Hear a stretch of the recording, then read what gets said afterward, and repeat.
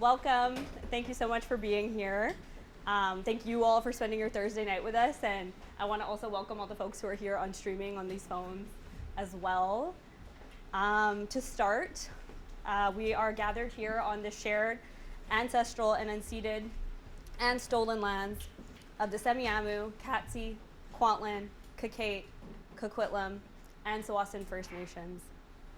We at 5X acknowledge our presence as uninvited guests on these lands and the historical and present-day colonialism, exploitation, and misuse that continues to happen upon these lands. As we embark on a discussion about migration, it is imperative for us to acknowledge that we as uninvited settlers benefit from the present colonial structure in so-called Canada. My name is Jeevan Sangha, and I'm the editor-in-chief of 5Express. Thank you all for joining us today for this panel discussion about the struggles of international students in our community. Today's conversation is co-presented by 5Express and the Brampton-based organization Laadliyan. 5Express is the essential South Asian youth culture magazine. We cover all things arts and culture, trending topics, news, and so much more. We connect our community to one another and to the world. And if you're not subscribed to our weekly newsletter, I'm not quite sure what you're doing, but you can find it at 5xfest.com/5express. And we are co-presenting this event with our friends at Laadliyan, who flew all the way from the east to be here, so we're really grateful for their presence. Laadliyan, Celebrating and Empowering Daughters, is a nonprofit organization that inspires South Asian girls and women of all ages to become empowered through education, engagement, and awareness. I also want to thank the folks at Decibel for giving us the space to hold this really important conversation today. And I want to ask you all to please take care of yourselves throughout the course of this discussion. Please move around as you need. The bathrooms are downstairs to the left. Please use them. Don't worry about being disruptive. And I do also want to acknowledge that we might talk about we certainly will talk about some pretty heavy topics today. Some things that may come up in our conversation are discussions of suicide, struggles with mental health and isolation, substance use, overdose, and sexual exploitation. It's all really heavy stuff, and so if at any point the content becomes distressing for you, take a lap, do what you need to do to take care of yourself.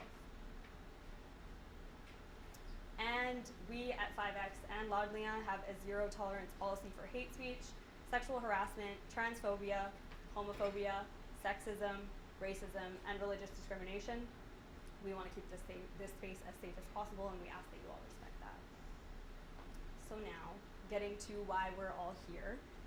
International education is an extremely lucrative industry in Canada. Multiple reports have cited India as a top source country for international students in Canada, many of which are coming from the Punjab region. Many students suffer crippling isolation, mental health challenges, and, as was recently revealed by Ramneet Johal in an article for Press Progress, high numbers of death by overdose. Countless reports have also cited examples of rampant workplace, landlord, and unfortunately sexual exploitation of international students in our community. And what's really harrowing as a second-gen immigrant myself is that a lot of this exploitation is happening from affluent members of our own community. Whether that's first, second, or even third generation immigrants themselves, there are many who are using their powers to perpetuate cycles of exploitation upon further generations. And this is not a new issue. Those who have been doing the work have been doing this work for a really long time. But today, our goal is to shine light on what's happening, explore where the prejudices against international students come from, and begin to think about how we can work better together to support members of our own community. And I'll quickly run you all through our agenda. We're gonna have our friend Robin come perform for us in a moment. And then we're gonna have about 45 minutes of moderated discussion, followed by 10 to 15 minutes of a question and answer period, and then a few closing statements. And before I jump into introducing myself formally and our three panelists, I want to give space for our friend Robin Sandhu, who's a singer, songwriter, and poet, and a former international student himself, to perform a spoken word piece for us all. So please join me in welcoming Robin.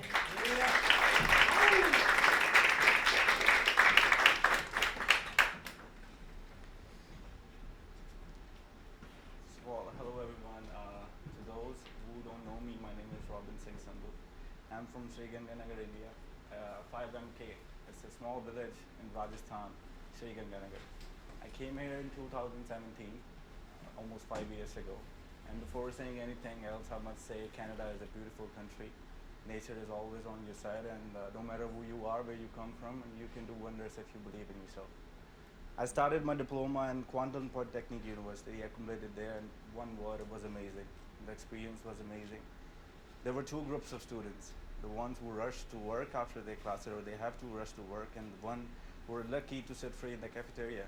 I remember walking along those aisles, library aisles, my cafeteria aisles, and thinking that most of us are not from here. We are not from this country. We are far away from our roots, but we are still striving to have some space in this new city, in this new community. During lecture, our gossips had a vast spectrum. We talked about everything, from what happening in India to what a radio show host talked about international student last week in his radio live. And if I said that those radio show hosts didn't hurt me, I would be lying here. It was horrible. It was so horrible that facing racism from my own people, to the point it became so normal that any random person can call the radio and burst out problems he was having with students. It was crazy. It went to the point that people from, I'm not going to name the city, XYZ city, came out of their houses and they had board that sent them back, and also they had a board which said no international students or dogs are allowed. Shameful. It was very ironic for me because I questioned myself at that point that what's the difference between these people and the people who told the Komagara Maru boat and those people to go back. The only difference between those two situations is that this time it was coming from my own people. It was heartbreaking. I firmly stand against all the illegal activities happen and any international student willing or doing any illegal activities, but I also stand against judging everyone because of them. As stated by Global Mail, international students contribute approximately $21 billion a year to the Canadian economy, paying tuition and student fees that are up to 5 times higher than the normal Canadian students.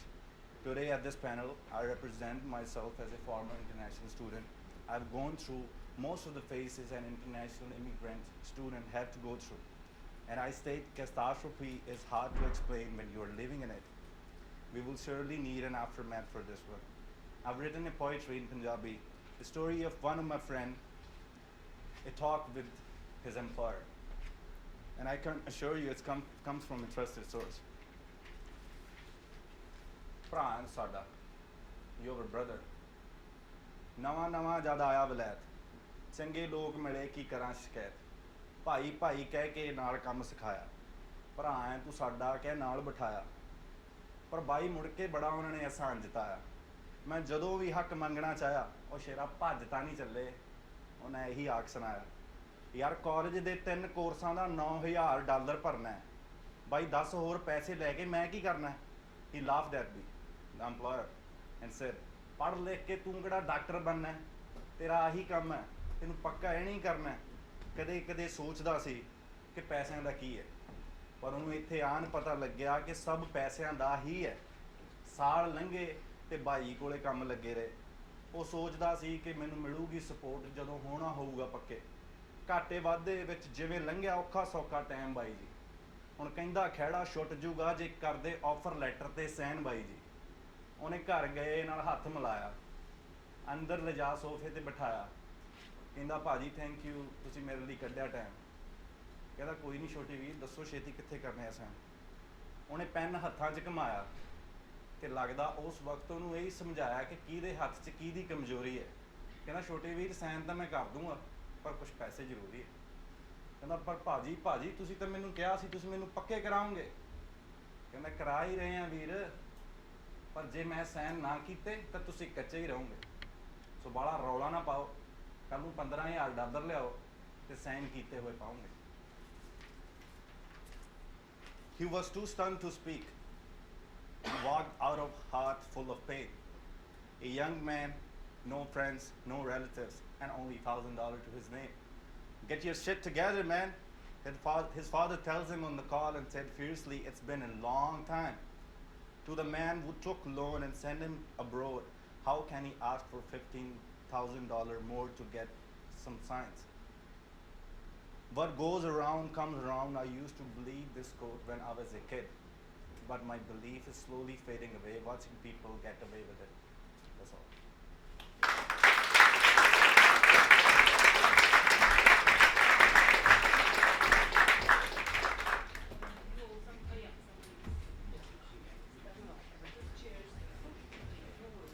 Wow, I just want to thank Robin so much for sharing his words. Can we get another round of applause, please? It takes so much bravery and vulnerability to share your words with us, so we really don't take it for granted. We appreciate you. So we're going to start to move into the panel part of this event, and I'm going to introduce our lovely three panelists right now, and as I introduce them, they'll come up. I'm going to start with Manveer Pungu. Manveer Pungu is a gender equity, human rights advocate, and community mobilizer. Manveer is the founder of Laadliyan, a nonprofit that empowers South Asian daughters through education, engagement, and awareness.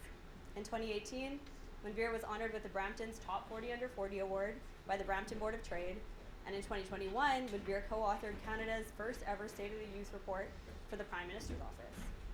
Manveer has worked on multiple research and consulting projects for the Canadian Women's Foundation, the Wellesley Institute, St. Michael's Hospital, and the region of Peel. Everybody please join me in welcoming Manveer.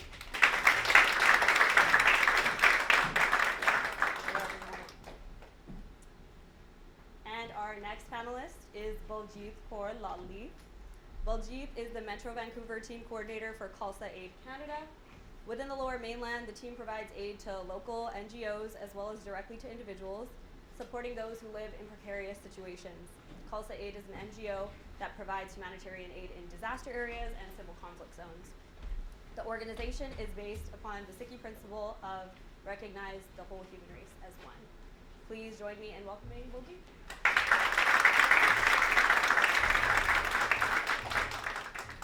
And last but certainly not least, we have Gurpreet.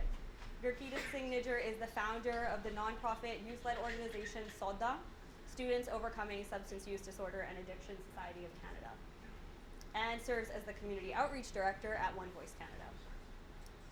Gurpreet came to KPU in 2015 as an international student himself, and quickly became instrumental in developing and supporting community programs on his way to earning an associate degree an associate of science degree in biology in 2017.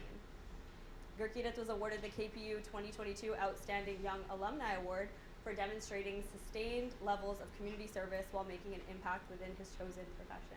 Everyone, please join me in welcoming Gurpreet.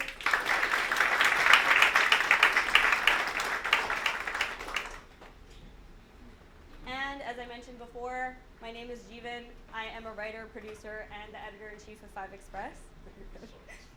The chairs are really spinny. And I am honored to be the moderator of this discussion today. I graduated from UBC with a degree in sociology just last year, and my professional experience is in community engagement and mental health. I am really, really honored that I have been tasked with holding space for this conversation. And if you see us spinning around, these chairs are really spinny, so just mind your business. Jeevan, you can actually shorten them and then you can have your feet on the ground. Can we? Yeah, that'd be great. There you go. Okay, technical difficulties, Yeah. folks. Oh, perfect. That's the thing. Oh, I could have just saw them. Okay. So, we're going to have about a graceful host, okay? So, we've heard a lot, especially in the news this past week, about the experiences of international students. And I, as a second gen, can theorize about the experience as much as I want, but I acknowledge the fact that I haven't lived that reality. So, Gurpreet, I want to start with you. Can you tell me a bit about what it was like moving to Canada as an international student? Yeah, sure. So, hi everyone. Thank you so much for coming here today. I moved here after doing grade 12 in India. I'm from Guru Ki Nagari, Sri Amritsar Sahib. And after doing grade 12, I had like ongoing discussions with my parents, okay, what to do next. Should I stay there and prepare for a PMT, it's called pre-medical test for getting admission into medicine, or should I go abroad? So I had like these two choices.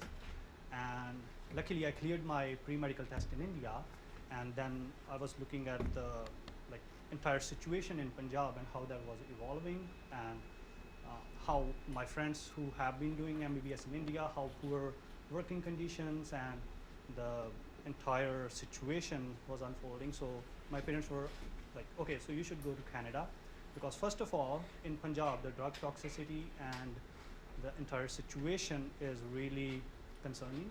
So it's good you go abroad and settle over there.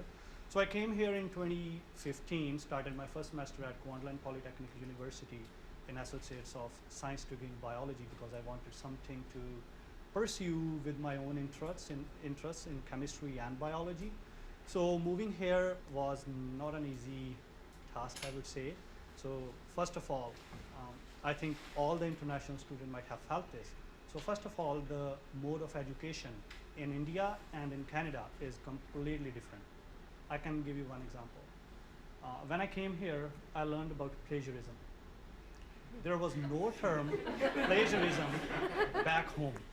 I never heard about anything like plagiarism. Yeah, we know like there is like cheating, like you shouldn't cheat, which is basically copying from the next person. But I never knew like, okay, so if you're having something like from Google, you have to cite it, or from some research article, you have to cite it. So my first semester was like kind of blunder, but luckily I made friends and we were all working together to support each other, to help each other. And so, okay, so that part got settled into like pretty much like in first semester. Secondly, coming here, another main challenge is language. Even though I studied English from like kindergarten to grade 12, but the way they speak English in North America is completely different. For example, I was working at a gas station and there was pepperoni. I never knew meaning of like hot pepperoni. So a customer came and he's like, oh, is this hot? I said, no, it's cold. And he was like, you're a comedian. I never knew like what the hot means spicy. So I'm telling like these, so this is like the difference, like at every level, like even like day-to-day life. Like for example, I remember when I first stepped into a bus, I was like, literally had no clue like where to tap the card. So all these little things, they add so much anxiety, so much uncertainty in the life that sometimes it can have a very negative impact on the overall well-being of the student. So as the time progressed, I made friends and found a job. Luckily, I had my uncle here. He supported me throughout my journey, but not everyone is fortunate to have their relatives in Canada. So I can share some stories from my friends. Like they had one guy named Jashan. He used to work night shifts as a security guard, and then in the morning we used to have our calculus class. So he used to come right after security shift in his security dress so that he don't miss his class. So that's the plight, how much students have been working hard to balance out their academic life, balance out their personal lives, and also then something happens back home. That's another stress which will like devastate them. So I think tonight we're gonna discuss so many of these stories, so many like hidden perspective from like international students and experience from great speakers. So I'm really looking forward to it. Yeah, thank you so much for sharing all that and all those little things that you have to navigate that, you know, someone outside of the community might not really consider. I want to actually take a step back though from, you know, coming here, and Baljeet, I want to direct this question towards you. You know, the recruitment process itself too, even before folks come here, has expanded into a really lucrative industry, both here and in India. Can you talk to me a bit about, from your experience, how international student recruiters and agents, what are they saying to students that are encouraging them to study abroad, and what's in it for them? Well, just from my experiences of talking to students, it's such a big industry of this recruiting process to get students here. Colleges and universities, whether they're private or public, hire agents that go abroad or already abroad and set up offices, and they get a fee for signing up a student to their university. So it's a huge, huge industry, and they make these false promises of this idealistic life that, you know, you can work part-time and pay for your tuition, pay for suitable housing, and have a social life. But when students come here, that's so not true. And we all know how expensive it is to live in the Lower Mainland. You know, most of us work 40 hours a week and we still can barely make it, right? So imagine a student, and these agents have, I was going through Google today, just kind of trying to get some ideas, and there's booklets on how to recruit students, what to say to them, how to navigate them, how to make them emotional, how to say, hey, we can promise you a better life and we can promise your family a better life. So they go in deep, and they will say anything to lure that student and lure their family. You know, it's almost like they're acting like immigration consultants too, but they can, legally they can't, they have no right to talk about that, right? So they will use any tactic to lure in a student. And they'll get a fee from the university, they'll get a cut in India, so it's a multi-million-dollar business there.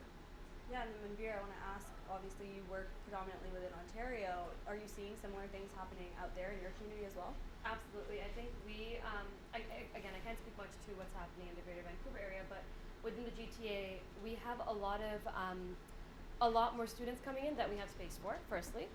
And I think what's really scary is that colleges are not acknowledging that and keep bringing in more students. We were just at a college, we were at a university last week for, you know, just some promotional outreach, and they were saying, oh, we have another 1,700 students coming next semester, which is April, but we have nowhere to put them. Like, we don't have any physical space in our university to have them in class. And what's unfortunate is they're doing their classes online, and the students are coming and saying, I didn't pay for virtual classes, I paid to be in school, to get to know my community, to get to know my classmates, and there's no classrooms or there's no like lecture halls for them. And it's very unfortunate that that is kind of what these students are being signed up for, and they have no idea. So it's happening within private colleges, within public colleges, big universities, small universities, and you know, all types and in all cities. Thank you for sharing. And then Gurkeet, did you have anything to add there? Yeah, I would like something on this like waitlisting thing.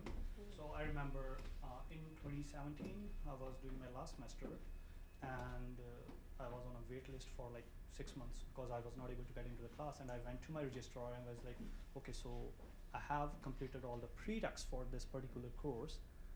Why is there a delay? And they were like, oh, we don't have enough big class size, so you have to wait like 4 more months. I was like, okay, so if I wait 4 more months, my study permit gonna expire, and then I have to like reapply my study permit, which will take like 2 more months, and then that will push away like entire my PR process, which I'm gonna be doing later down the road. And they were like, sorry, that was their response. So I think colleges and universities should have dignity and should have like this much of like respect for students who are paying like billions of dollars, like overall like $21 billion, as Robin mentioned, that at least before you have entire like big crowd of students going to your university or college, at least make sure you have enough professors, you have enough like class sizes, so that everyone can accomplish what they are here for. So I think it's really crucial for universities to take a lead in that case. I also want to point out there's no regulations put out by the government on any level for recruitment. So these universities can do whatever they want to recruit. And that's where we need to be that voice and push to get more policies put in place where there is some regulation. Sorry, I would like No, go to ahead. add one more thing. Go ahead. Okay, so last year in September, someone from my neighborhood from India, she came here into one of the universities in Vancouver. And I was just going with her to show her the campus and how to take bus and how to navigate the local transit system. We met a girl at the bus stand, and she was like looking really worried and terrified. And then I was just having a conversation with that little girl. I was like, okay, so ਭੈਣ ਕੀ ਹਾਲ ਹੈ ਤੇਰਾ? She was like, ਵੀਰ ਜੀ ਬਹੁਤ ਬੁਰਾ ਹਾਲ ਹੈ ਕਿ ਮੈਂ ਜਿਹੜੇ college ਆਈ ਹਾਂ, like the college which I am in, it's a private college. I was like, okay, private college. So I just want to clarify. So there are 2 types of institutions in Canada where international students come into. So one are public colleges and another one are private colleges. And there are so many private colleges which do not offer postgraduate work permits. She was like, okay, I'm here in this private college and I don't know what to do because I have already paid like $20,000. And now I realized my immigration consultant, he lied to me that now college is saying like you won't get any postgraduate work permit. So, and my fee is with the college, and college is not like refunding my fees. I was like, okay, so you're in a very sticky situation. So then I contacted Balraj from One West Canada, Dupinder Kaur Stran, and then we started working on that case. And I think Karan Singh also covered that story. So it was a very like for example, I met that girl and now her situation is better. She is having a refund from the college, but we was wondering like there are so many other students who don't know what to do. They're like in a chaos. So I think there should be some kind of regulation from government or at least from local community. Like we should pressure these colleges that all the time people here are saying, okay, save Punjab. Punjab ਦੀ ਜਵਾਨੀ ਨੂੰ ਬਚਾਓ ਤੇ ਜਦੋਂ ਜਵਾਨੀ ਇੱਥੇ ਆਈ ਆ ਤੇ ਉਹਨੂੰ ਆਪਾਂ ਮਾਰਦੇ ਧੱਕੇ ਇਹ ਗੱਲ ਗਲਤ ਆ so it's like it's not only their students problem. I think we should also stood up against this kind of injustice because so many Canadian students go to Australia, to Caribbean to do medicine and other professional degrees. So what if similar thing is happening with them? So I think it's a moral responsibility of everyone to raise voice. Yeah, thank you for sharing that. And before we move on to the next question, I want to ask about the social mobility and how social mobility comes into play. So when it comes to folks who are traveling here as students or migrating here as students, what is their financial situation like from the cases that you've worked on? Maybe Manveer, you can start. Like how does their family's financial situation come into play and what impact does that have on them? I think one of the most common things we've heard from students, and we work predominantly with women international students in the GTA, you know, the first thing that they say to us is, my father put everything he had into sending me here. And that's scary because people already, you know, we know how Punjab is, and again, most of these students are coming from Punjab that we're working with at least. There's already limited resources for these families back home. And, you know, now they've put all of their savings, their life's work, their hopes and dreams into this one child who has, again, never left home before this, right? And that's another big thing. They've never had a job before, they've never been independent before, and now they're getting on a plane and coming across the world to this new place, and now they have to find a job, and they're expected to find a job within a week so they can start making their money, also, you know, manage their schoolwork, manage their health, which is a huge aspect of, you know, one of the struggles that these students are dealing with. And I think Gurpreet laid out a great picture, but now add being a woman to that, add that intersectionality, and then there's a lot of, you know, exploitation that we're seeing, which we can get into in our conversation. But these students are, you know, they're going to open bank accounts, but they've never had a bank account before. This is the first time they're going to have access to money, and they don't know what credit is, they don't know what scams are, they don't know how to save, they don't have the financial literacy that they need to survive in a world like this. And they've never budgeted before, and, you know, living in Canada is expensive. Living in cities like Brampton and Surrey is expensive, and housing is very expensive. Food is, everything is expensive, and we're finding that students are running out of money very, very quickly. And again, a lot of them have been victims of scam, especially when CERB was happening. We had so many students reach out saying that they were, you know, they had been told that they were applying for CERB and they had to do some, you know, send some money, etc. We had a student who was, again, people from our own community are doing this, unfortunately, but a student who had an immigration lawyer who was helping her with her case so she could get her PR, and he scammed her out of $8,000. And she's like, that's all the money I ever saved in working, you know, 3 shifts or doing 3 different jobs, working around the clock, and then they have to start all over again. And it's just unfortunate because, you know, time doesn't stop for them. They have to keep going. And like Gurpreet said, they are on a time limit, you know, and unfortunately a lot of them have to face their parents and face the reality of the situation, and some do have to go back home, you know, and are not successful building a life that they said they would or were expected, you know, were expected to build by their families. Yeah, and so what I'm hearing is a lot of students are being sold a dream about what it's like to come here, and then they touch down and they realize that that's just simply not the reality. Yeah. And financial burden plays a role in that. And Gurpreet, I want to ask, what kinds of impacts do you think that have on students' mental health when they touch down here and they realize that it's a whole different ballgame? First of all, I would like to share a funny story regarding the financial thing. So me and my 3 friends, we just had like collaboratively $3,000 in like all 3 accounts. And then work permit deadline was approaching, and not for me, not for my friend. So what we decided, I think at that time there was some kind of limit. We have to have like some amount in our bank account so that it's like, okay, so the person is like good to go for the work permit. So then we have to do like these 3 work permit applications. So first we transferred the funds to, like all 3 funds to one bank account. He did his like application, and then that money, so we circulated that money to another account, and then he did his application. This is being recorded. Yeah. So, but the thing is, government should understand Yeah. This the is what you- seriousness of the issue. Yeah. Like, why was there first of all a money cap or like you have to have a certain amount of money? Already the living expenses are going through the roof. So again, like there are failures in the systems, in the policies, which are like sending students like into so much stress, so much of these policies. But now recently, as they're changing with the working hours, I think that's a positive step in the right direction. So sorry, what was my question? I just wanted to No, thank you for sharing. I was just asking about the impacts on mental health for international students when they come here and they, Yeah. realize that. So The reality is there is a Punjabi ch kahavat hai, there is a saying in Punjabi ki sir te talwar lamkani, like there is a sword hanging on my head.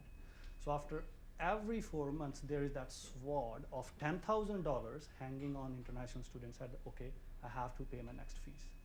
So $10,000, that's like an average 3 courses fee in Vancouver. So just imagine, like you have to pay for your rent, you have to pay for your food, and some students have to send back money back home as well. So if we are working, let's say 30 hours per week, do the maths. So, and just calculate the amount of stress that might be giving to that particular student, and how they're gonna perform in that academic setting when they have to worry so much about their like cell phone bill, groceries, everything. So it's very torturing, I would say. Like living 2 years as an international student in Canada is a torture. I would be like using some harsh words. It's a torture because you are in a constant on the go. Laundry never stops. You have to worry about your food. You have to, you're not sure when you're gonna be getting fired by your employer. You're not sure when your paycheck will arrive, because employers already know that, okay, so that happens with many students. Like you can ask, if you go into a bus stand, you ask like, okay, so after how much time your employer pays you, he will say, okay, whenever he thinks he should pay. That happens a lot. That happens a lot with students. And on top of that, the remainder of the good work is being done by our immigration consultants. Yeah, so they are charging, let's say if one person is charging $500 and they know like, okay, if this student needs his study permit in timely fashion, he will say, okay, $1,000 laya or 1500 laya, give me $1,500. So there is, it's like a jungle raj. Like there is no like liability. Like people are doing whatever they want. So I think this is really concerning. And at the end of the day, that impacts international student mental health. There have been so many reports of international students committing suicides because I think no one can take this much of pressure. And it's like really concerning. And on top of that, when we ask our authorities to provide some kind of data on like what are the numbers of suicides, they don't reply our emails, which is even heartbreaking. I personally emailed BC Corner Services. I never heard back from them. Yeah, so suicide is the peak of the mental health problem. And if students are committing suicides, I think there's something wrong with the system. Absolutely, and I also want to clarify that that expansion of working hours is temporary. It's going to expire at the end of 2023 on December 31st, and it's because of labor shortages. So just to keep in mind that that expansion that the Canadian government made is it's not a permanent fix whatsoever. And when that, goes back out of the cycle, students are going to be facing the same thing again. So I would just like to add something else as well. So for example, if that thing goes back to 20 hours, then students will be forced to work illegally. because they have to put food on their table, right? So then they have to look for cash jobs, which is basically like an invitation to exploitation. So if government really wants to do something about exploitation, especially for females, they have to have strong measures where students can work and study according to their own will. Yeah, and so I think we can actually jump right to that. Baljeet, I want to talk to you a bit about some workplace exploitation that maybe you've seen on the job. Workplace, both sexual and financial exploitation has become a common horror story told by international students, and it's evident that there already is an underground economy that exists as well. What have you seen and heard? We'll start with what have you seen and heard, and then I'll ask a follow-up after that. Yeah, so probably one of the worst stories I have heard is a young student had only been here for 2 months, and the same thing, carrying the weight of the world from his parents back from India in Punjab. And he started working in a labor industry. I won't even go into which industry. And he unfortunately had a workplace accident and fell from a lift that had no railing. And the employer waited, and it was only about 5 feet tall, and he ended up hitting his head. The employer waited over 2 hours to call the ambulance. They tried to revive him, and in doing so, he died. And so his parents did come down because they wanted to know the truth. And in that time, the employer started harassing the parents that I'll take care of the WCB claim, I'll send you the money, you don't need to come here, I'll take care of the funeral expenses, which never happened. And they ended up coming here, and they were here on a visitor's visa, which is 6 months. And one of the Gurdwara provided them living. And I talked to the father many, many times, and he's like, I just want answers. That's all I want. I don't want the money, I just want answers. I want this man to be accountable for what he did. And the same thing, harassment. A family, I said, you have to call the police. I talked to WCB on their behalf. I talked to the RCMP on their behalf as well. And because there was a fatality, the RCMP has to clear the case before it goes to WCB, and then from WCB, I heard the vice versa. So I wasn't even getting the proper story. And these cases take 2 to 3 years, and this family thought, if we don't stay here, this child will be forgotten. And the harassment from the employer continued. And unfortunately, this person is a very well-known person in our community.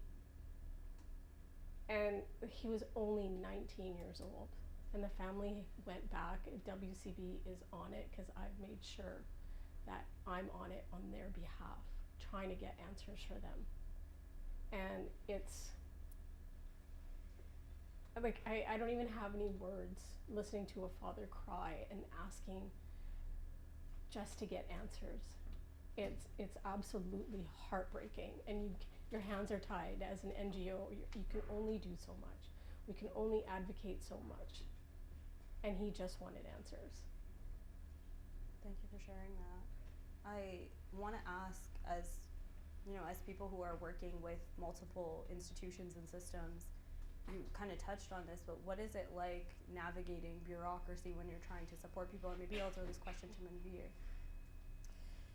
It's frustrating. I think there's also a lot of there's a lack of collaboration as well. I think for Laadliyan, of course we're based in Brampton. We are a much smaller nonprofit. When you think about where government dollars are going, they're not coming to us. And we are, some of my team members are here today. We're all volunteers of the organization, including myself. And there's only so much that we can do, or time that we can take out of our day. And we look to bigger names or bigger organizations in our community to do the work, to advocate, people who have millions of dollars in funding, people who have the personnel to do the work. And each time they come back and say, no, you help them, because they can't report them. They can't report them as a staff in their reporting. Mm-hmm. The government needs to see, if I'm giving you money, I need to be able to see who you helped. And a student on a study permit is not a newcomer. They're not here on a PR, or they're not a refugee, so they can't they can go in and you can definitely help them, but they're choosing not to because they rather give that time to someone who is who they're able to write down, with their scan their PR document or their status and put that in their file and say, oh, we helped this many people this month. So those cases are coming to us, and we really don't have the capacity to be sitting there and lobbying or contacting. We try our best, but these cases are so complicated. We don't have the skill set. We don't have the knowledge or the expertise. We're not immigration consultants. We're not, we're not police. We're not. We just don't have those resources and that capacity. But it's unfortunate that people are not seeing it as their own problem. They say it's not my problem. I'm not going to help. And I think that's leaving a lot of people in very dangerous situations. Very, very dangerous situations. Yeah, and Gurkeet, I mean, you kind of touched on this before. Like, you'll send emails and you just get no response. Yeah. Can you expand on that a bit? Yeah, so I think the problem is with the education system. So student is spending most of their time in colleges, in classes, where they're interacting with professors and other members of the college. I think it should be the responsibility of the host education center to do something about this, because at the end of the day, they are the ones who are inviting students, not the organizations, right? And they're the But ones their work, profiting off of it as well. but their work is being done by non-profit organizations. Yeah. So we can Yeah. see a Very, difference very in important. that, right? Yeah. So also there is, sorry, you were saying I was going to say that in the year 2018 and 19, universities and colleges reported over $340 million of surplus. Yet no reporting on increase in support services for students in general. Even if they spent 1%, which is $34 million, imagine how we can help students. Cannot agree more. Yeah. And what's really interesting is, when students are coming, again, there's the private colleges that are literally like the size of this room and they get to be a college. Then there's the bigger colleges that have the student centers, that have the health centers, you can go and speak to someone.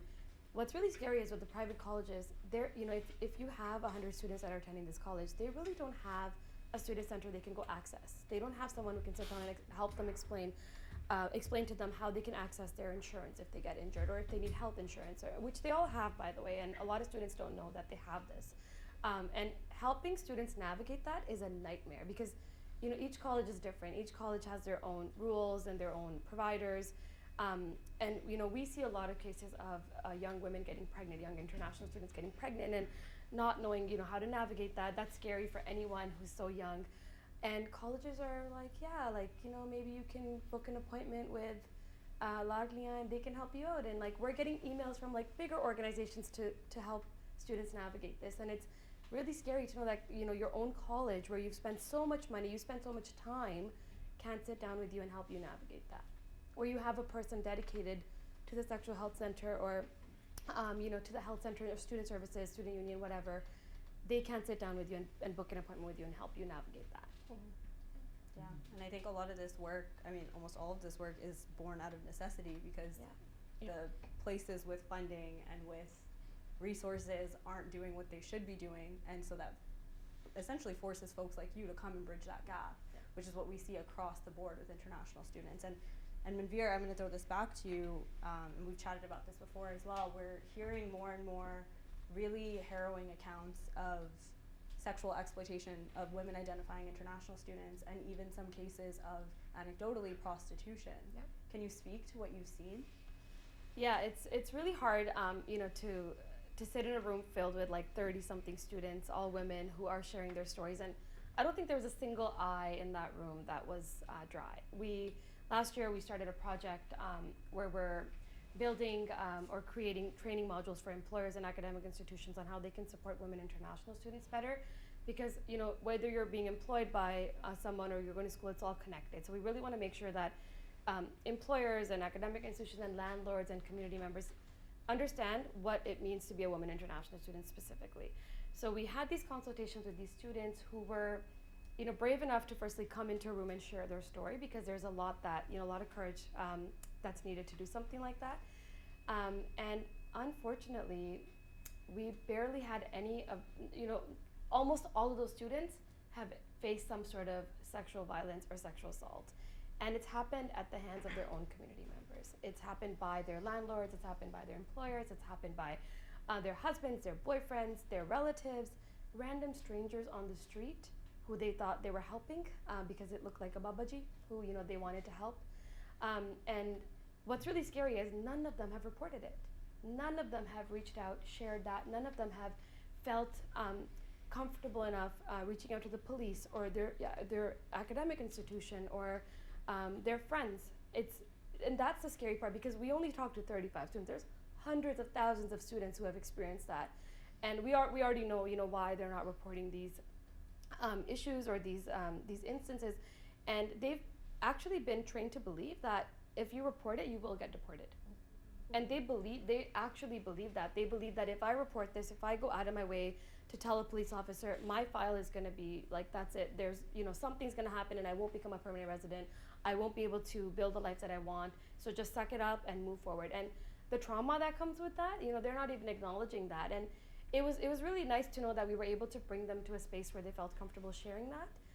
And, you know, we can provide the resources, but again, we can't force them to report that. And we're really trying to work with authorities, especially the police, to, you know, of course the police has its own challenges, but we're trying to work with the police to tell them, like, hey, these are also community members who need your help, but they're not coming to you. So what is it that, you know, what is our community doing as a collective to scare these kids so much that they truly believe they're going to get deported? Being deported is not easy. It takes a long time. And the fact that our community members are selling this to international students and students are buying it is so bizarre to me. And you know, like, if anyone knows how immigration works, it takes forever for anything to actually happen or move along.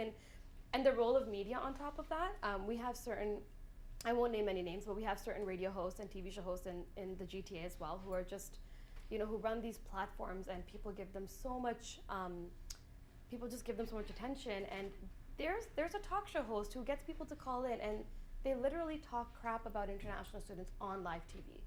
And he's calling them, especially women international, he's calling them all sorts of things, and no one is saying anything. Like, sane adult is raising their voice and saying, this is wrong, how can you do this? And he continues to have a platform. So, yeah. Gurkita, I want us to explore this idea of what actually exploitation looks like. So, for the folks in the audience here, when it comes to, you know, workplace exploitation, for example, what does that actually mean in practice? What are employers saying to international students that constitutes it as exploitation? There are all sorts of exploitations. For example, it could be physical. It could be not giving you a day off when you really need it. It could be calling you names, or maybe like playing with your emotions. My friend used to work one of the subways, and he never used to get a day off. He used to work 7 days a week. And whenever he was like, okay, may I have a day off for like going to a gurdwara, or I have a health checkup, they would be like, file te teri lagi hai. Like, they used to be like, ki teri file lagi hai.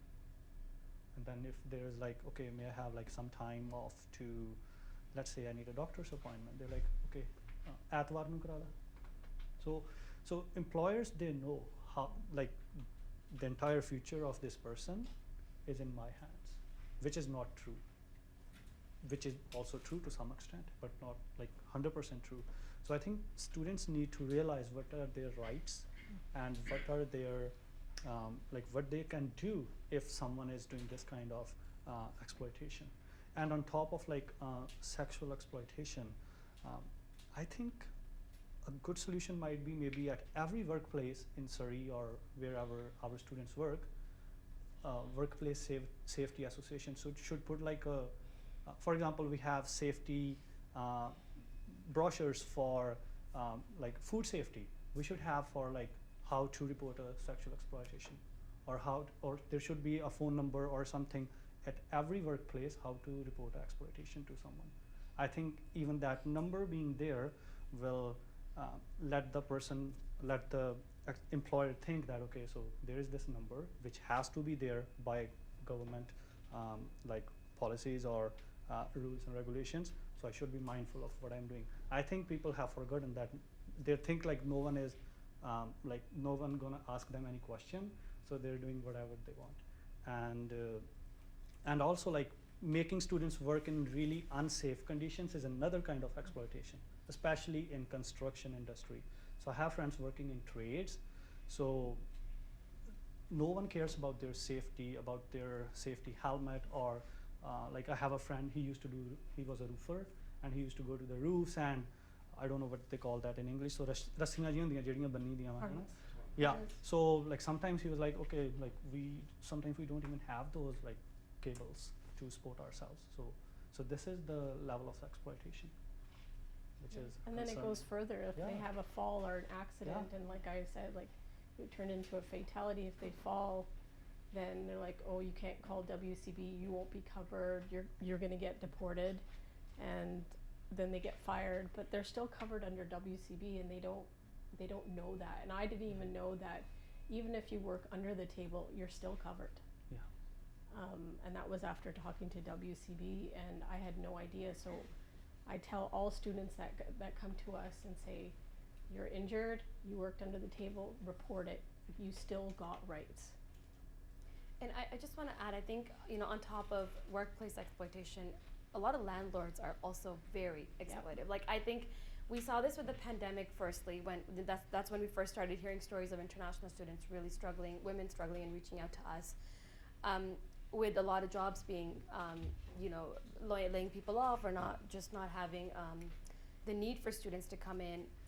A lot of women were really struggling to meet their rent, and this is where landlords came in. Again, Punjabi landlords, who speak the language, who look like their fathers, are saying you can, provide sexual favors if you want to live in this house. And some women, unfortunately, have to consider that because they're going to be homeless. They really don't have any other way out. And on top of that, there's a safety piece of when you are going to work. A lot of women are getting up and going to work, and I'm sure for men as well, getting up at odd hours. And what we've seen in the GTA is a lot of the male students end up buying cars or have access to transportation, or they carpool. A lot of the women students are using public transportation. And they have to go to work at odd hours, like Gurkeet was saying, like middle of the night, like security shifts or whatever. They're working the night shift after college. And so they are alone on the street, on the road. And they're also being exploited by, people like from just community members who are just like waiting to like prey on these young women. And a lot of women are, and just students in general, are reaching out to gurdwaras for help. We have a local gurdwara that's stopped serving langar because they're saying, oh, students are coming in here and acting like it's a restaurant. And it's unfortunate because that's not what a gurdwara is not supposed to do that. And so when we do workshops in that gurdwara, we have to take our own food. We take our own snacks for the students to have something to eat, and they just don't provide any more food. So I think there's exploitation happening at different parts of different areas in the community, and it's all connected. It's all connected. That's absurd. Yeah. Sorry, Yeah. that's That is absolutely absurd. absurd. When we heard it, I'm like, that's not true. But our team goes in and we take samosa and we take food. Well, they and serve it to no one. just nobody. I'm sure they have their own kitchen for their own babas and whatnot, but Yeah. there's no No langar serve. happening for anyone. Wow. For anyone. Yeah. All together. All together. It's just you come in, you can pray, and you can leave. Yeah.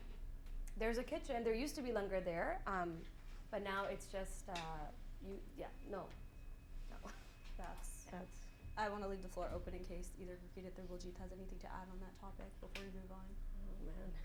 I know. I know there's Yeah. yeah. Yeah. Okay. I want to talk a bit about, I'm sure a lot of you who came today probably were prompted by an article that you saw this week from actually the old editor-in-chief at 5 Express and my friend Ramneek Johal about overdose deaths in the international student community, and I think it's really important for us to talk about that. And Gurkeet, you founded SODA, which is Students Overcoming Substance Opioid Use Disorder and Addictions. I want to hear your thoughts on some of the reports and the reportage that's been happening. How do you feel hearing these stories? Yeah, so first of all, this is really concerning. Not only international students, but everyone living in British Columbia. This is concerning for everyone. Like 6 people are dying every day due to drug toxicity and overdose. And many of these deaths are from accidental overdoses. And if we speak about our South Asian community, there was a report from Fraser Health in 2019-ish, I believe, which demonstrated that there was, I think, 285% increase in overdose-related cases in South Asian community. So as the time progressed, especially in COVID-19, there was a lot of like chaos within like drug toxicity condition. But the problem is we don't have exact figures labeling which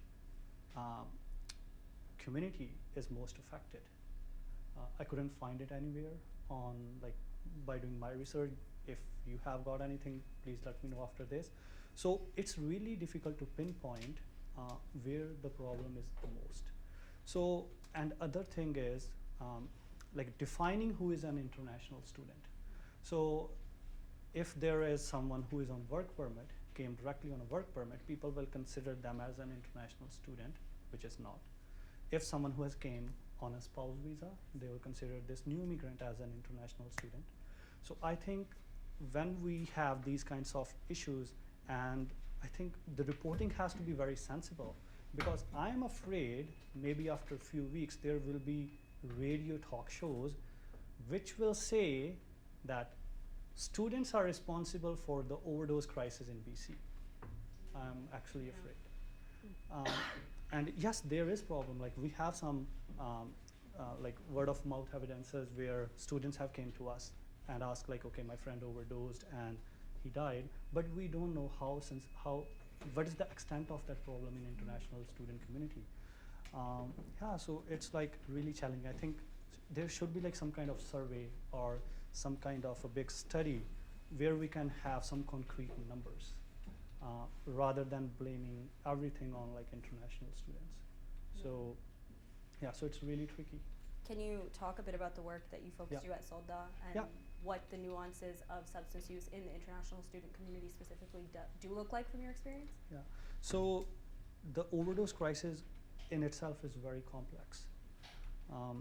So we started SODA in 2019 after a retreat with South Asian Mental Health Alliance and One Voice Canada. So what we do is basically we go out in the public and we train people how to respond to an overdose and how to recognize an overdose. So we provide naloxone trainings and how to provide like basic first aid to the person who is affected. So what we have seen is a lot of students who told us about the like employers sometimes providing drugs to students so that they can work longer hours or they can like increase their work efficiency in trades especially. So I think it's employer sponsored overdose crisis, I would say that. So because like a student who is coming here, if they are injured on their workplace, they are not being taken to the hospital and they are being given illegal substances to manage their pain, I think someone is sponsoring this. So again, it's the failure of our colleges, of our community as a whole to provide a direction for students and for anyone who is being affected by addiction and substance use. And also within our healthcare system, it is very complex to get a treatment when someone is affected by addiction or substance use. There are not many language specific and culturally sensitive services available out there which can support people. People are working in the daytime and they don't have time to go to a clinic during the day, so they should have something to go and seek help during the night. Or like hours should be adjusted according to the patient's needs, not to the doctor's working schedule. Yeah, and Baljeet, I just want to loop you in. I know Khalsa Aid recently had a winter jacket drive that had significant demand. I think there was, what, 400 signups? 450 people sign up. We had to shut it down just for space capacity. I think Baji was there as well as from Soda. It was so we had we actually do this nationally. Our Toronto team had it first, and it was very successful. Just as a way to provide outreach to students and to show that hey, there's organizations here to support you.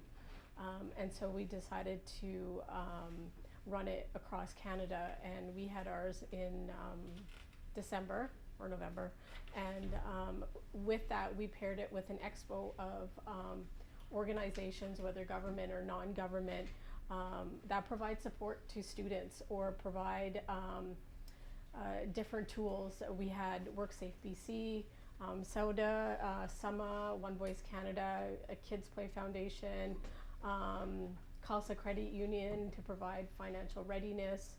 And we had a lot of great feedback, things that, you know, I was unaware of, like WorkSafe BC providing support to people that work under the table. I had no idea. So it kind of gave us tools, it gave students tools, and we got a lot of positive feedback. And I got to hear a lot of stories from students. Like we had a lot of young women just sitting there, like we provided food as well, and just savoring this food. And I would just talk to them. They're like, you know, it's so nice to meet other students, but as well as community members that are showing us support and are here for us. That I'm starting to feel okay. I've only been here for a week and I didn't know. I've only been here for 2 months and I had no idea, right? And I'm like, here, just take my number. You can call me anytime. And you know, a lot of them were sending me their resumes. How can I put together a proper resume on finding a better job? And so we've decided to hold like a resume builder workshop from a HR consultant. We're going to put together a financial readiness seminar to help students, guide the way. Like you said, you know, they never had a bank account before.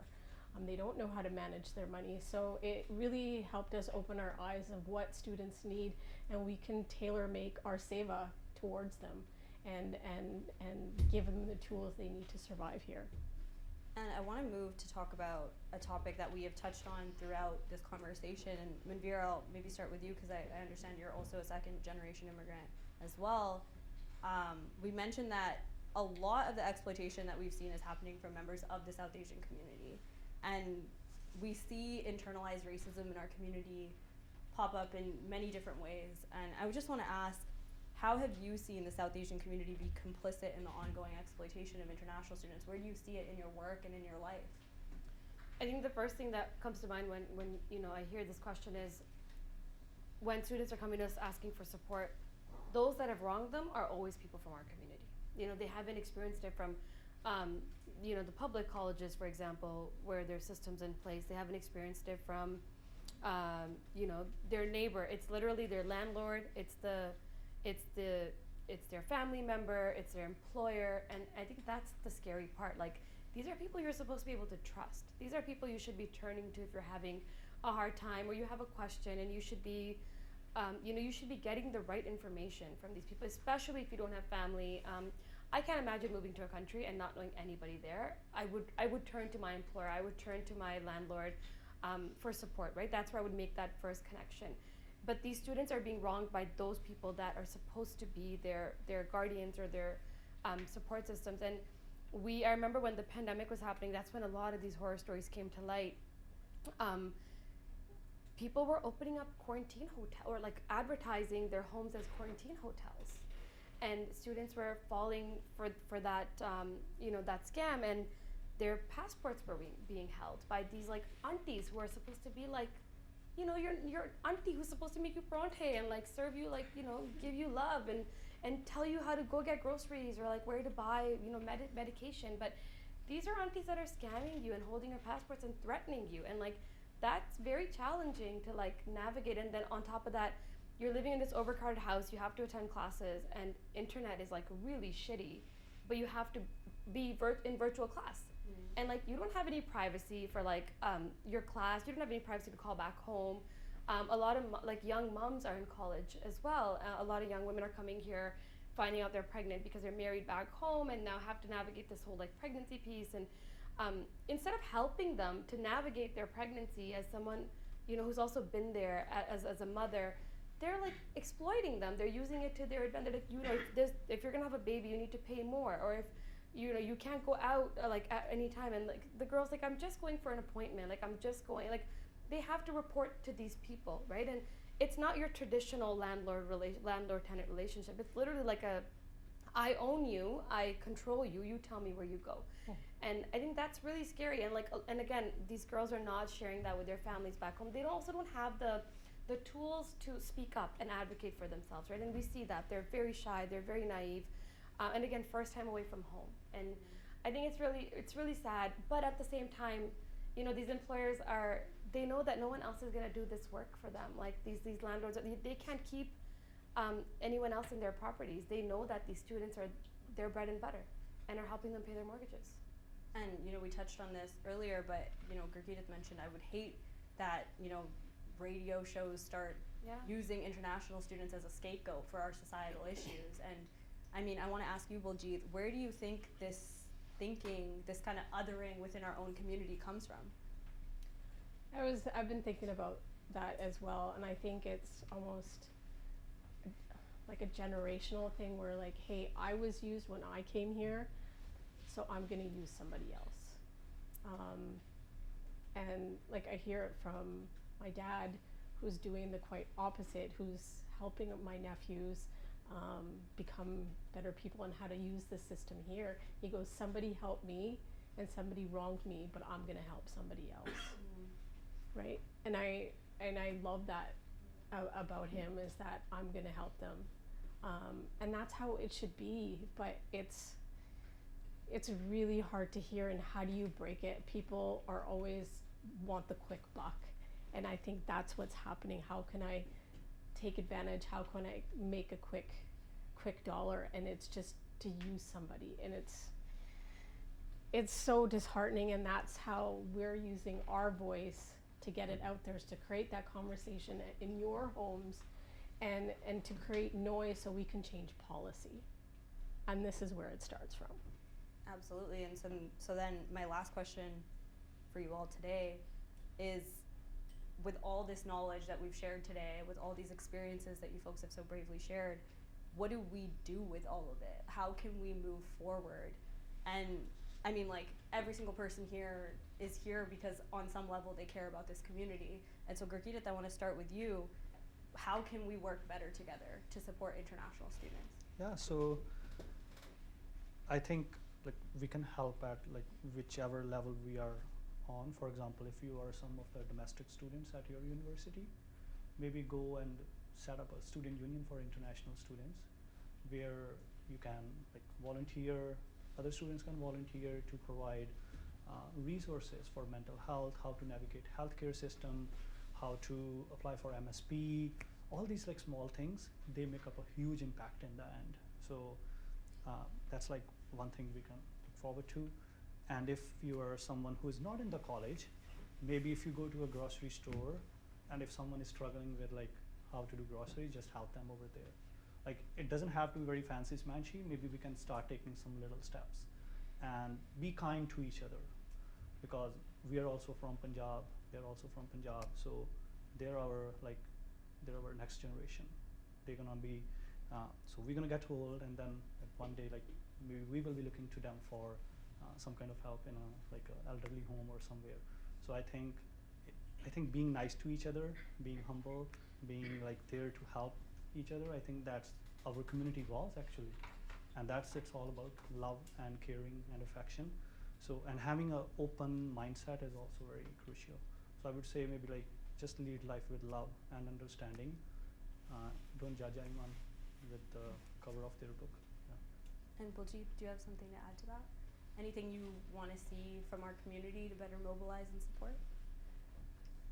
I think just like I said, this platform, which is kind of sad that we have to have a platform like this, where we have exploitation and discrimination within our own community, but it's up to us to have that open conversation, and for us to do, you know, like our Sikhi principle, to do seva. And this is part of my seva as part of being with Khalsa Aid, but it's also my personal seva to help a young student where I could see my dad in them too. Somebody help my dad. So why can't I help this person to move forward? And I always think of him, and to show somebody a little bit of light and some compassion. And we just have to keep pushing policy. And this is our chance to push policy and push the government to make some regulatory changes, which is much needed. Manveer? I think I have two pieces that I want to share. I think the first thing is, we can't see it as it's not our problem. I think as people who are, you know, born in Canada or Canadian, we can't say that it's their problem, it's not our problem. It is our problem. These are our, you know, these are our community members, these are our cousins, these are our family friends. You all know a student who has come here, or a family member, you know, who has a relative or a nephew or a niece who's come here. My family's helped many students in the Toronto area settle, and just like, you know, simple things like building resumes or like opening a bank account, things that we take for granted, things that we can do in our sleep. And it's almost like they are way more courageous than all of us, because they left everything and came to a brand new. You could not do that. I go on vacation and I'm nervous, right? Like, do I know the language? Like, am I going to be able to drive there? Like, am I going to be able to find groceries? And I speak English, but it's, you know, I think we see ourselves as so superior. We're really not. They're the same. They're the same as us. And the second thing is, call it out. When you see exploitation happening, call it out. We see it all the time. Like, trust me, you all have seen it. Do you call it out? Do you tell, again, that family member who has, you know, who's employing international students in their restaurant, are you telling them, like, hey, you better be treating them right? Are you telling them, you know, make sure they have time for appointments? Like, there are legal ramifications for these types of things, right? So I think use your voices. Like, you don't need to be a superhero to go change the world, but you definitely have superpowers inside of you to make that change in your immediate community or in your immediate families. But if you don't call it out, like, don't hope that the next person is going to do it, because they're hoping that the next person is going to do it. So someone's got to do it, and that might as well be you. Wow. Thank you all so much for sharing. And that actually brings the panel part of our discussion to a close. And we can now open the floor for questions. If you have any questions for any of us up here, we'd love to answer them. Just, I guess, put your hand up. Yeah.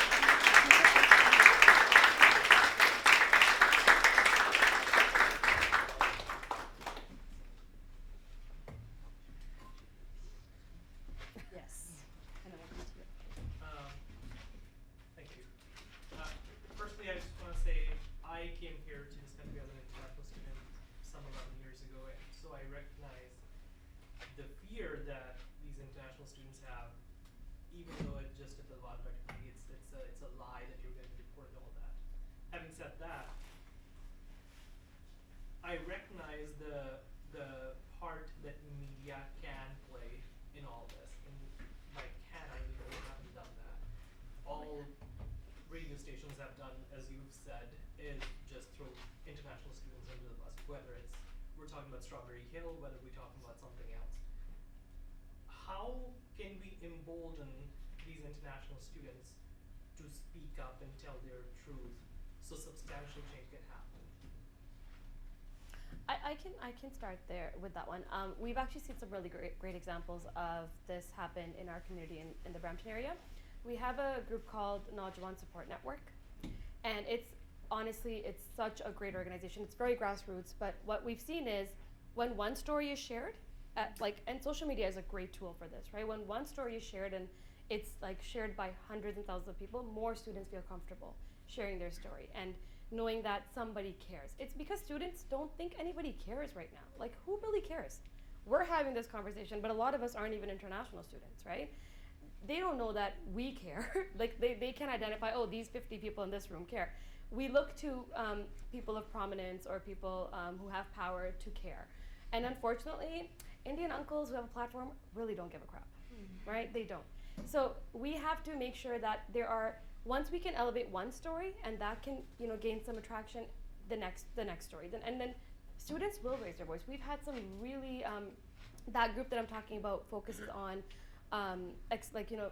employment exploitation, and they go all out and shame employers who have held wages from students, and they've held thousands of dollars from students. And if you don't follow them, you know, make sure you do. Their work is great.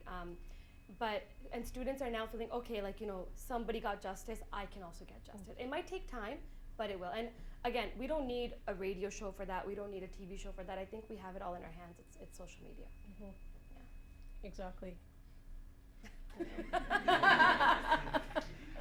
I would like to say something else as well. Yeah, so go ahead. maybe I think it's really important how the students in the universities who are studying journalism, they should come up. Yeah. And they should have their student platforms. Student platforms are really crucial. where students can easily or comfortably talk within that space, and that story can evolve. Because when it's like a reporter from CBC, a student might be like, "Hi, main kidda karunga?" Yeah. So I when you think say student platforms, you mean like university, newspapers, for example, and UBC publications? have their own like Thunderbird magazine, Yeah. and then KPU have their runners. So, but I have never seen any story related to students in them, like very rare.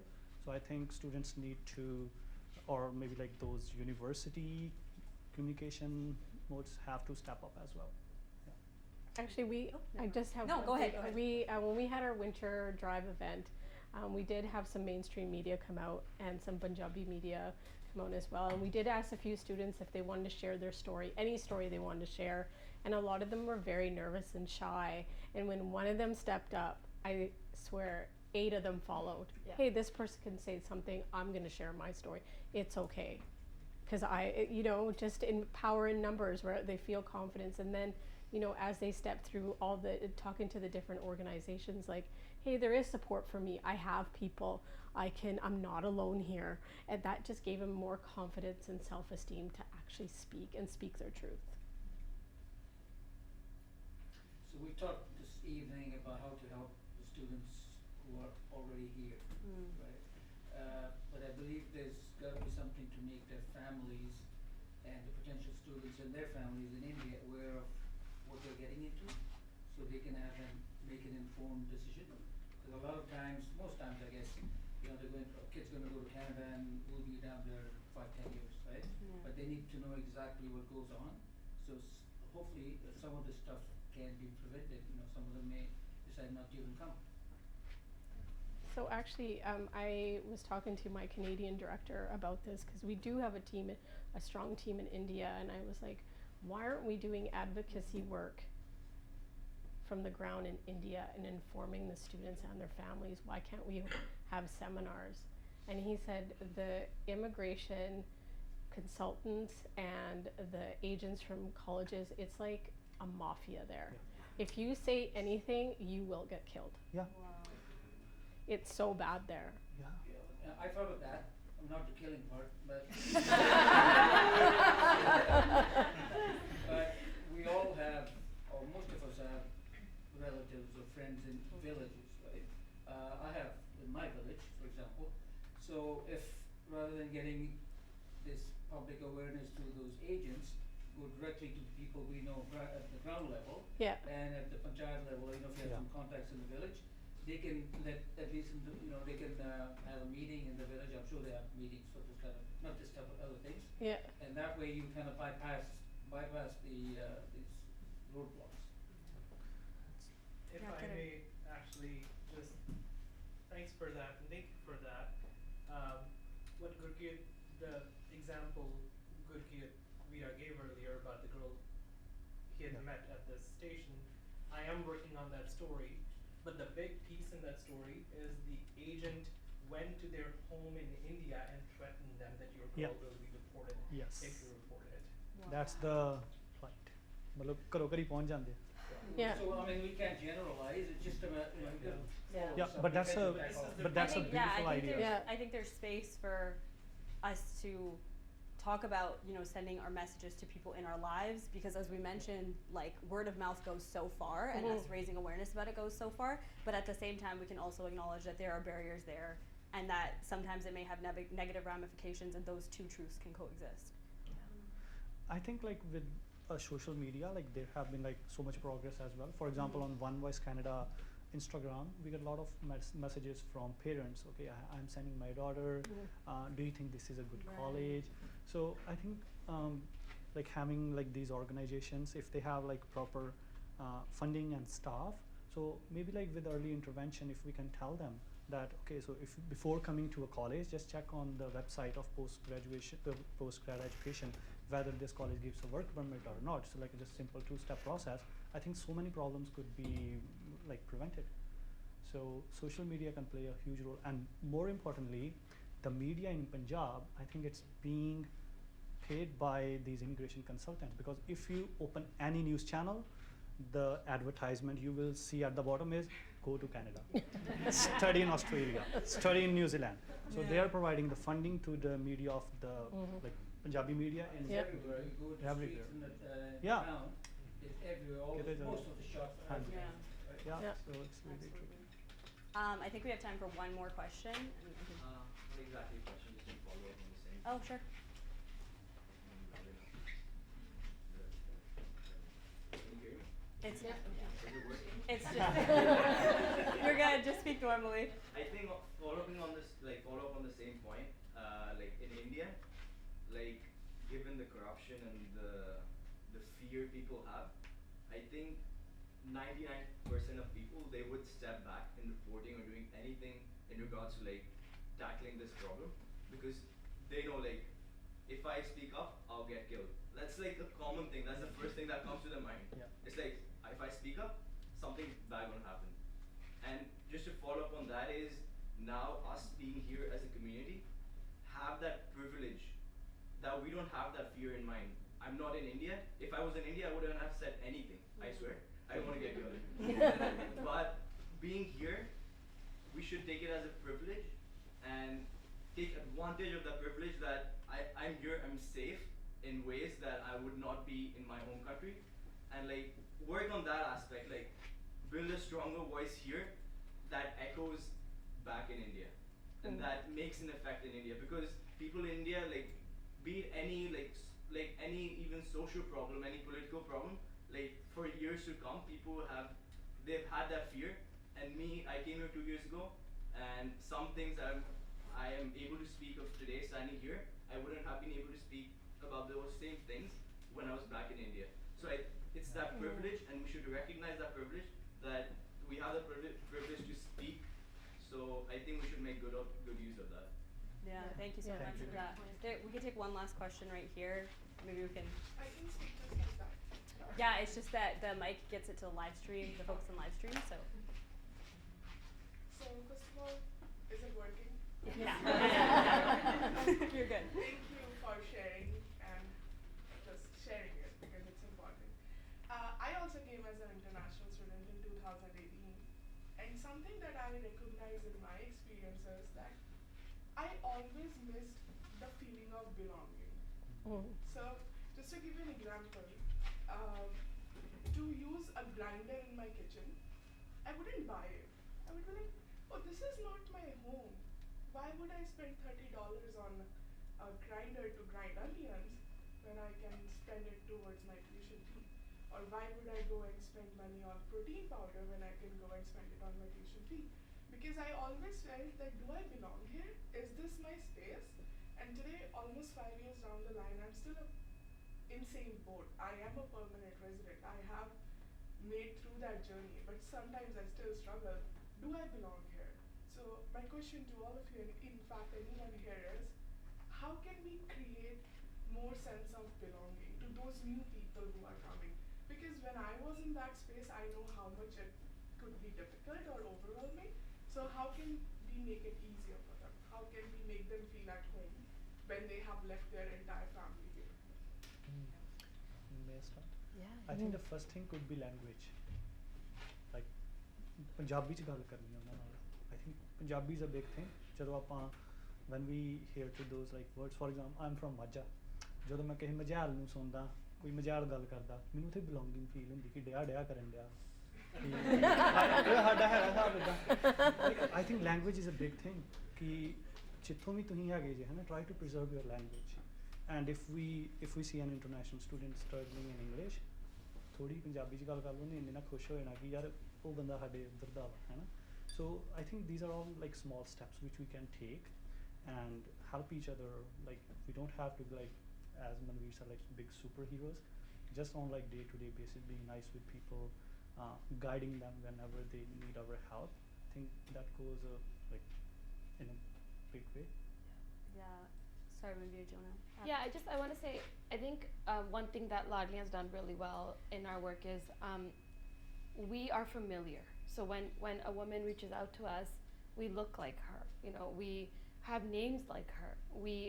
We feel like home to her, because I think for a lot of students, from just the work that we've done, they miss home, right? And home is where you feel familiar, you feel safe. And a lot of students don't have the social networks that kids who have grown up in Canada may, or in their communities. And So when these students reach out and we help them once, they don't forget that.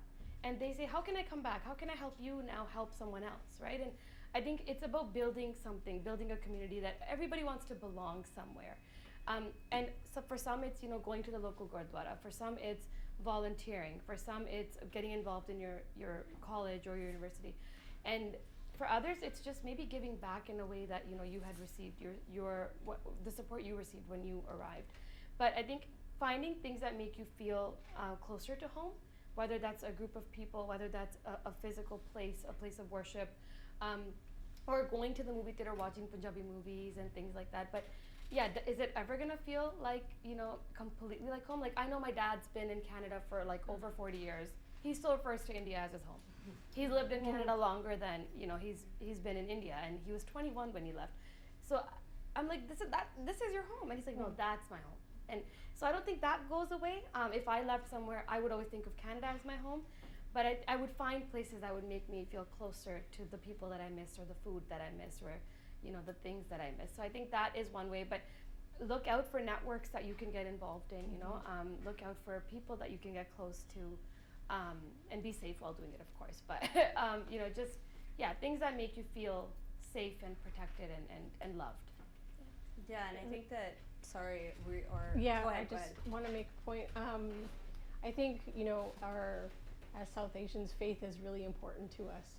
And so connect through your Gurdwara or the mandir, wherever you choose to go, and your community is there as well. And they're always welcoming. So that is your second home, or your first home. It depends how deep you are into your faith. So connect through community, through your faith as well. And also buy that grinder. By that. Oh my God, so Yeah, many good. already. You deserve that grinder. Yeah. Go get a nice one. Thank you all so much for sharing. Just another follow-up point on Gurkira's point. Yeah, go ahead. Do you need the mic?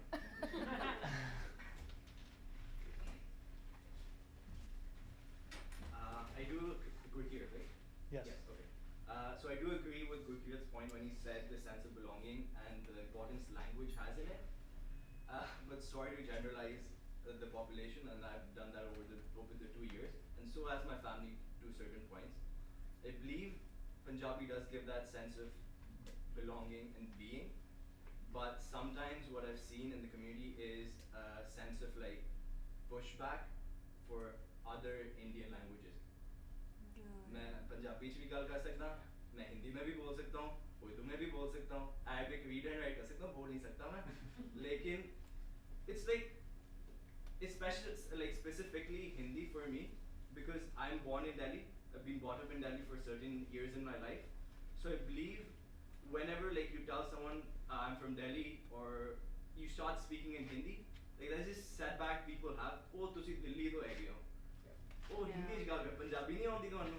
It's like, and then like people get like another sense of, not a big fear, but it's like a small fear, like if I start speaking in Hindi, or if I like talk to others in a different language, I'm judged in certain ways. And honestly, for me, it's not been like a great of an experience when I get to meet people like that. So I think another thing to take away is being open to more languages and being more acceptful of the different places people come from, because Punjabis in India are in Tamil Nadu as well. Tamil Nadu. So I believe like they speak in Tamil or like another language, like just be open to that. Like don't push people back, because it's, and I know Hindi is it's like controversial topic in the Punjabi community as well.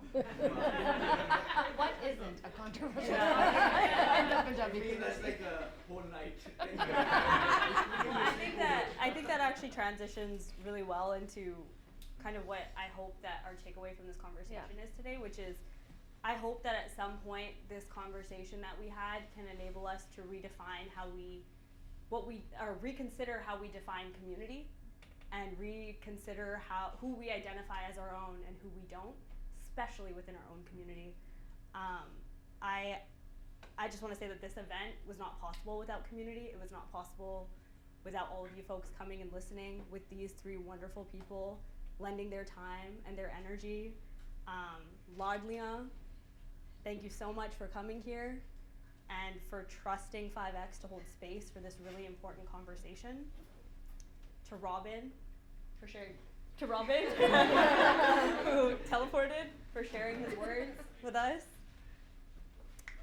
To the South Asian Legal Clinic of BC, who donated 10 tickets for folks to come here. They do really vital work, providing pro bono legal clinics and information workshops about the rights of international students when it comes to immigration, employment, and tenancy law. And most importantly, to the folks who do this work year round. We heard a lot of stories this week, and these experiences are getting traction. These folks do this all year, for years. And just because it moves out of public consciousness does not mean that these issues are not continuing to happen. So what I ask is that if you have capacity, to please do what you can, whether it's in your social circles, financially, whatever you can, to support this movement year round, because it's not gonna go away after tonight. Yeah, and that brings our evening.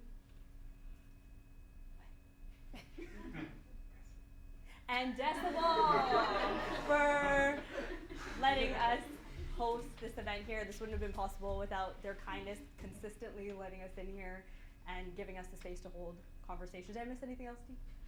Am I good? Okay, great. There are a bunch of resources at that table from multiple different organizations. Please check them out. Please support them. There are a lot of people here who are passionate about this work. And thank you all so much for being here. And thank you, Jesus. Thank you.